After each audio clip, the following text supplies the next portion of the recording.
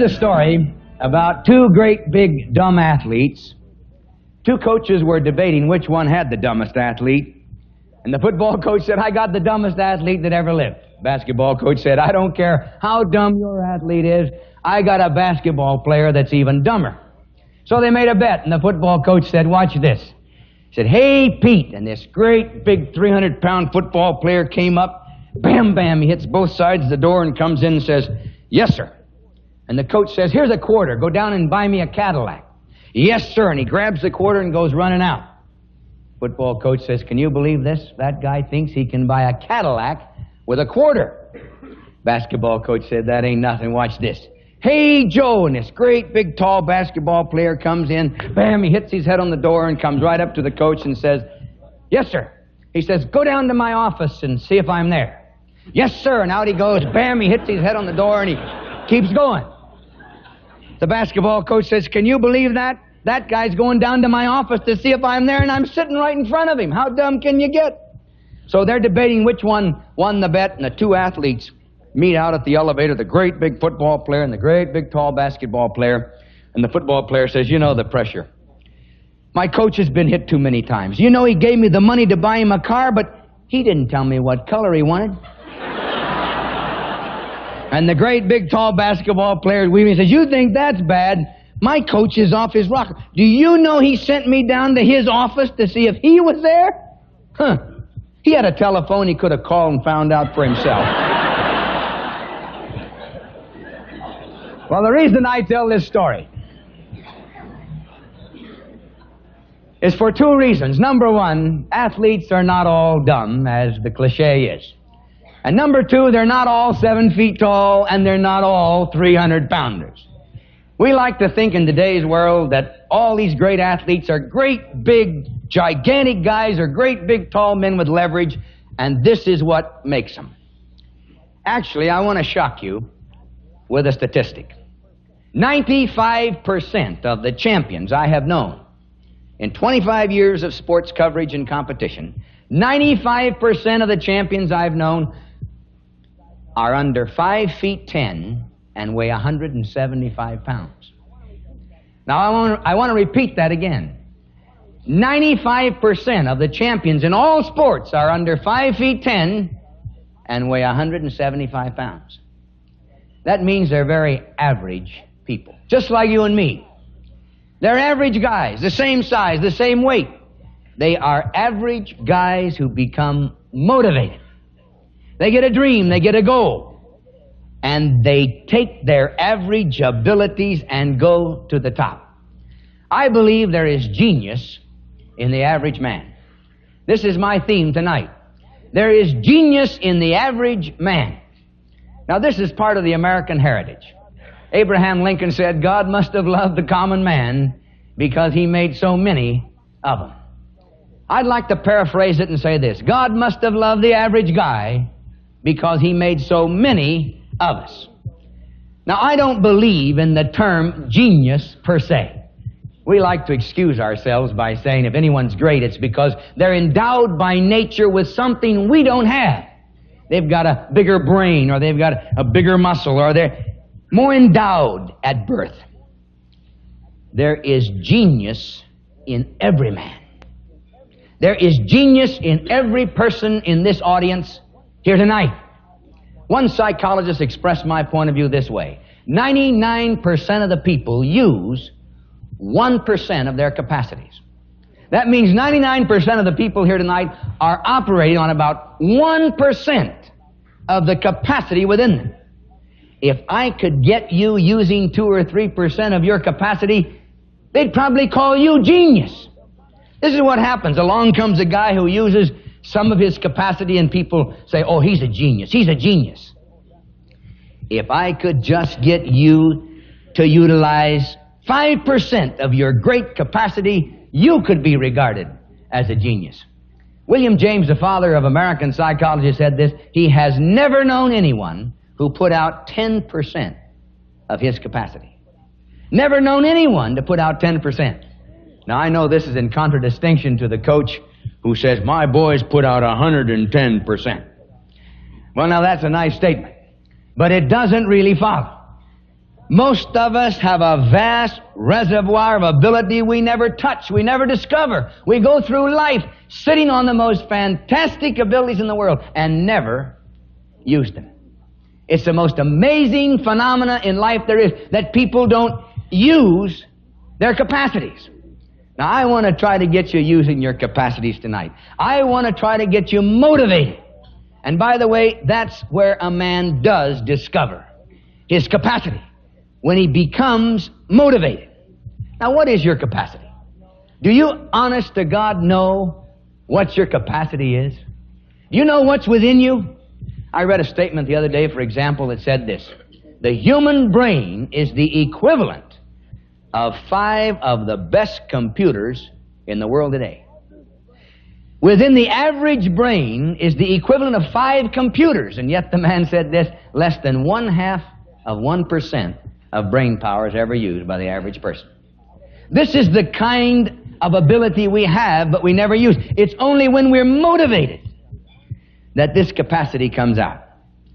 Now, it's strange to see the various forms of motivation. We have motivation in love. I think it's amazing what guys will do when they fall in love. I think of the story of the boy in boot camp. He was getting long letters from his girl about how much she loved him and she missed him so much if she could only see him. Well, the sentry was on duty walking up and down in front of the guardhouse, had the big gun up. Here was the guardhouse.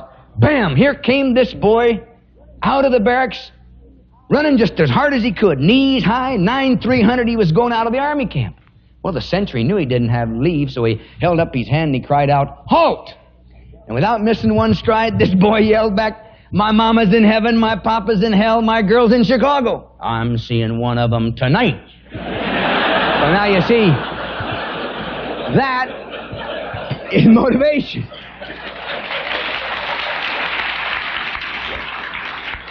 When a guy's motivated like that, watch out, boy. He's going somewhere right now. But love is another source of tremendous motivation. Like the guy who went out with this gorgeous girl and he was just so flabbergasted he could hardly talk, turned off the ignition, looked out the window. Well, the girl was getting tired of the silence too, so she scooted over close to him and she laid her head on his shoulder, and with her great big brown eyes, she looked him right up into his eyes and she said, "You know, I could really get in the mood if the top was down." He was telling his roommate about it the next day. He said, "You know, it took me 20 minutes to get the top down on that stupid car of mine." Roommate said, "Oh, I don't understand. It only takes me 8 seconds on my convertible." He said, "Yeah, but my car wasn't a convertible." Well, you see, that's what a man can do. He can rip the top right off a car if he has to. Motivation. It's unbelievable what it does. When you want to be free, when you're fighting for a cause that you believe in with all your heart, it's amazing how you can exist. Viktor Frankl tells the story of the concentration camps, of how these people without food, beaten, sprayed with freezing water and freezing temperatures, how that these people survived. And he says, because they had the will to survive. Motivation. It discovers capacity that the average person never thought of. I was in Miami not too long ago, and we honored a salesman at American Sales Masters who's been in America for 2 years. He's a refugee from Cuba. I couldn't believe this story. Here was a guy who fought his way out of Cuba, was shot at in a boat, and got over to Miami. Now, he couldn't speak the language. Think of this. Didn't have any contacts, didn't know the cultural background of America, didn't know a soul. Didn't have a penny, no education, none of the things you and I have. Last year, he made over $400,000 selling in Miami. Now, if you were to go to people in Miami and say, "Can you sell $400,000 worth of products?" They'd say, "Oh, no, it can't be done. Not here in this town." They speak the language, they've got the contacts, they've got friends, they've got everything. But you see, it took a refugee coming over to Miami without any of these things to show what the capacity of a human being really is. You see, we can do these things. These things can happen. When a man becomes motivated, he discovers brain power, emotional power, willpower, physical power that he never thought he had. There is genius in every person here tonight. There is genius in the average man. That's what I want to try to get you to do. Now, in the sports world, you see it all the time. I can't believe some of the things I see in the sports world.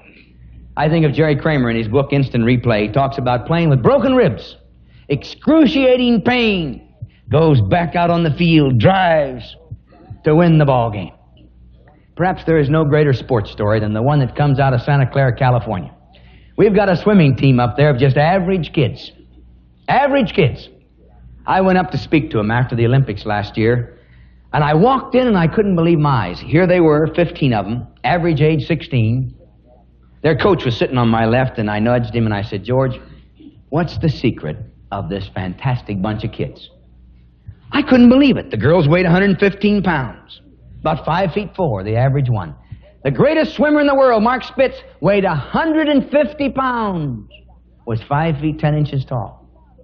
There he sat, 150 pounds, a little guy. Held about 8 world's records. I said, what's the secret of this bunch? Now, these kids weren't imported from all over the country. They were indigenous to that area, average kids. He said, come out and watch the workout. So I went out the next day, and I wish you could have seen those kids come out of locker rooms. I thought they might come out, oh, gee, I don't want to work out today. I'm tired. You want to get the picture? Out of that girls' locker room, these girls came, brrr, splash, brrr, splash. They could hardly wait to get in that water to train. Enthusiasm unbelievable. Little tiny 5-year-old kids are coming out of those locker rooms. Brrr, splash, brrr, splash. Do you know he's got those 5-year-old kids believing that they're going to break world's records when they grow up?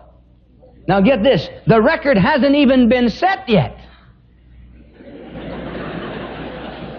And they're going to break it. Now here's what staggers your mind. They do. What's the capacity of these little 5-year-old kids? Do you know what it is? There were 35 world's records behind me. I trained for 25 years to break a world's record. Never did. Oh, I got one, but I didn't get the big one. But here were 35 records behind me, and George Haynes apologized. He said, 3 of the records are out of date, but we haven't been able to make the plaques fast enough.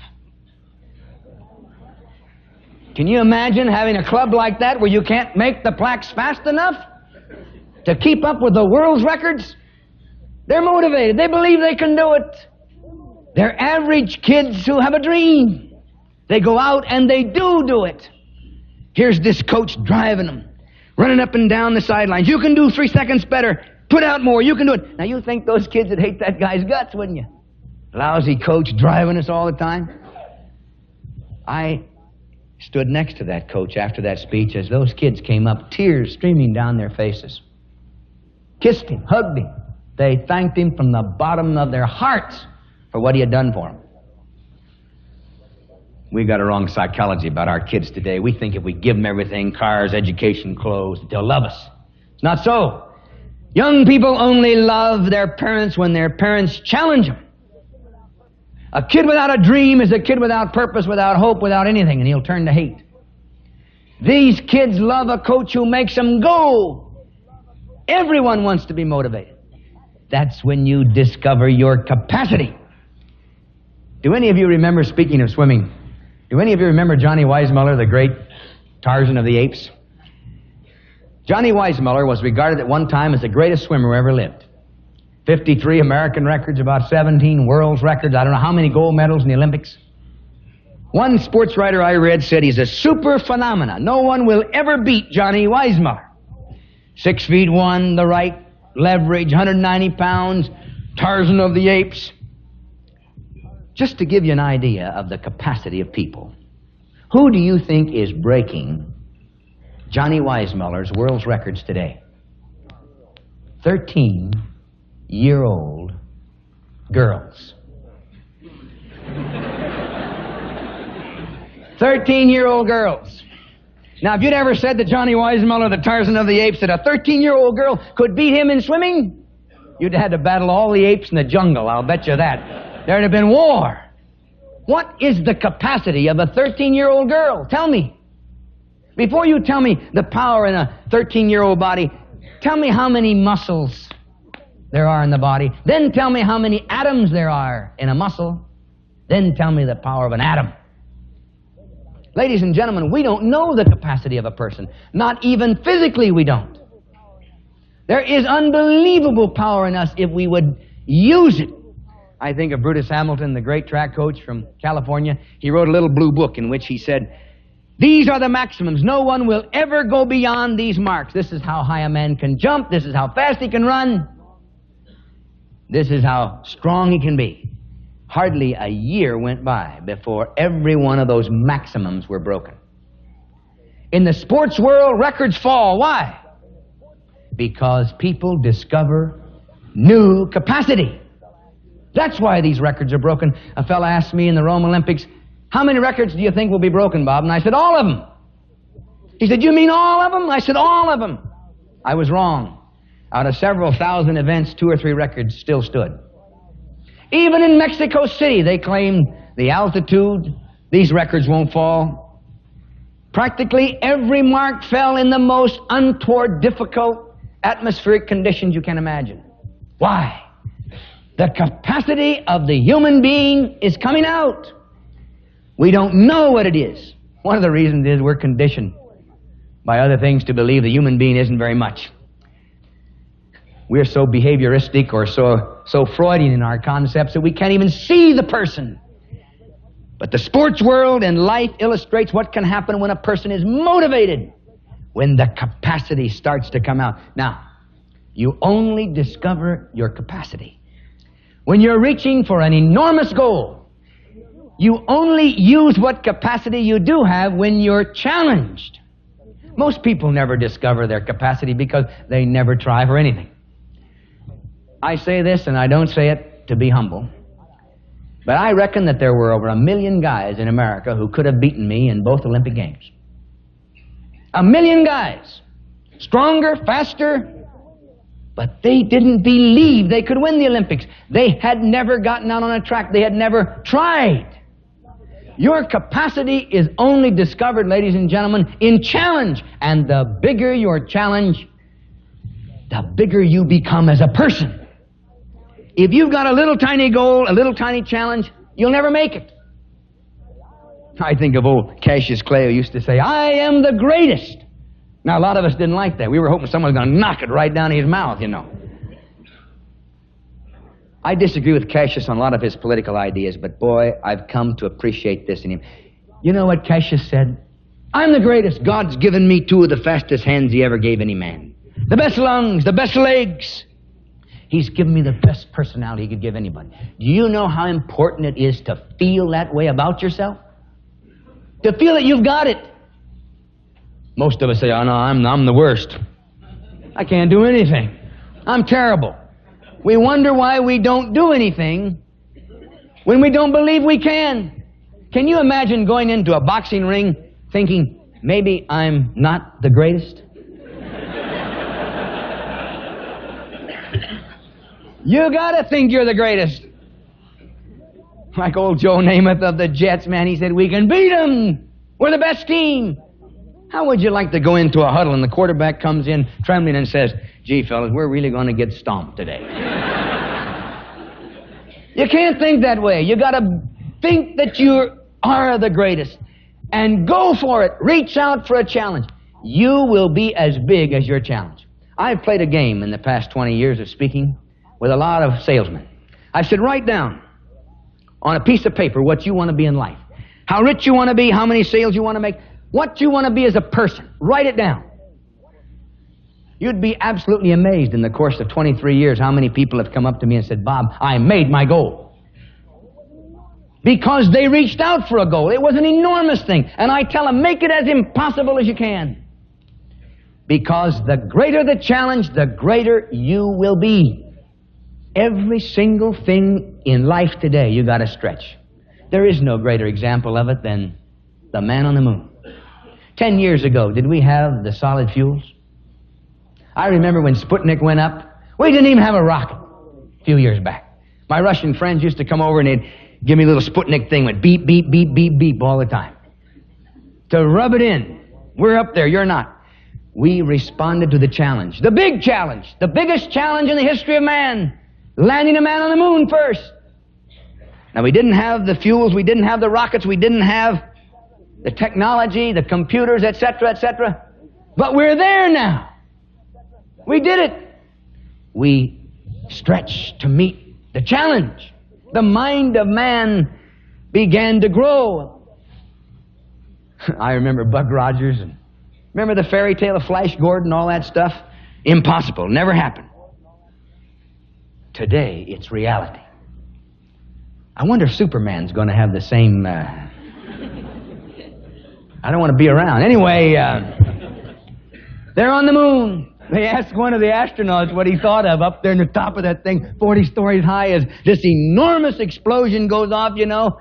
7, 6, 5, 4, 3, 2, 1, boom! And he said, what are you thinking of? And he said, to think this thing is built by the cheapest bidder.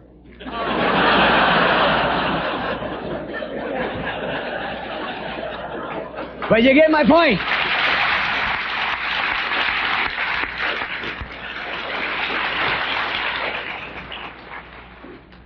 The mind of Americans stretched to put a man out there on the moon.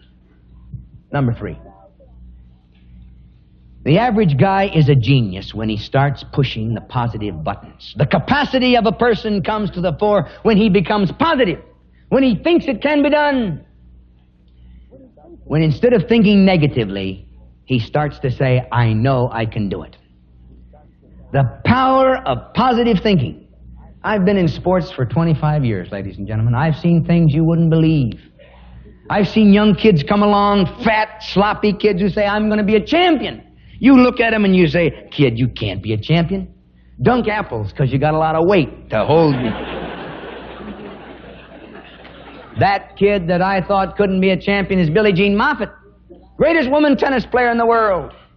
I remember being in Innsbruck, Austria, a little tiny, skinny-legged, chicken-legged girl. That big her legs. She came skating up to me, great big eyes, tears running down her face, and she said, Mr. Richards, I'm going to win a gold medal for America 4 years from now. Well, now, what would you have said to a 14-year-old skinny girl? Her ice skates weighed more than she did. What would you have said to her? I wish I could tell you I threw my arm around her and said, honey, you're going to be a champion. I looked at her and I thought, golly, kid, if you were only bigger, you could do it. 2 years later, I went to the Broadmoor Hotel in Colorado Springs. I watched her skating, turning, sow-chowing, triple sow-chowing, the whole bit. Her legs were beginning to expand. She was stretching, see. She was getting strong. You know what I mean? Strong. 4 years from the time she said that to me, she won the only gold medal America won in the last Olympic Games. Tears streaming down her face again, Star-Spangled Banner playing. I won it for my country, I won it for my mother, I won it for myself. Don't tell me the power of positive thinking isn't there. I've seen average kids, fat, skinny, name it. I've seen them get a dream, and I've seen their bodies transformed by that dream. I've seen them go to the top when they believe that they can do it. What happened to Willie Mays when Leo DeRocher said, you're going to be the greatest baseball player the world's ever known? By the way, he's 5 feet 10, weighs 175 pounds. Rocky Marciano, the greatest heavyweight who ever lived, 5 feet 10, 185 pounds. These are average guys who get motivated. They believe they can do it. They push the positive buttons. They become champions. But if you want to know the secrets to success for an average guy, start pushing the positive buttons. Believe you can do it. And you can. If you don't think so, let me leave you with a story. I went to give a speech in Boston not too long ago to a life insurance group, and just before I got up to speak, they wheeled up onto the platform a man on a stretcher. They had just taken him out of the iron lung. His name was Dick Chaput. And they wheeled him up in front of this microphone. And speaking like this, he said, I am so glad to be here. It is hard for me to talk, but I got something I want to tell you. Every dream I've ever wanted in my life, I've been able to achieve. Can you believe this? Flat on his back, crippled, an iron lung every night, talking about achieving every dream. And he talked about the TOYM program here in St. Paul, Minnesota. And he talked about Ed White and Pete Conrad and Bill Moyers and some of the great ones, how they'd been able to achieve their dream in America. He said, for example, I always wanted to write a book. He said, I tape recorded every day for a year. 11 tapes. When we were through, I wanted to hear it played back. They were all blank. He said, it's hard for me to talk, you know. But we started over. Today, my book is published. I wanted to be a speaker. I've given 200 speeches last year. I wanted to be president of a club, and not president. Every dream I've ever wanted, I've been able to achieve. And then he said, one of the TOYM winners was a guy named Herman who wrote Annie Main. The basic theme of that is life is a banquet. Most of us are starving to death. Can you believe this? And then he paused for a minute and he said, every day is so exciting for me. I love life. It's a banquet. Go out and live it and partake of it. When you do, think of me. Crippled, beaten down, he has gone to the top. What can you and I do? Average Joes with legs and arms and lungs and brains, if we'll use the great capacity we've got. Thank you very much.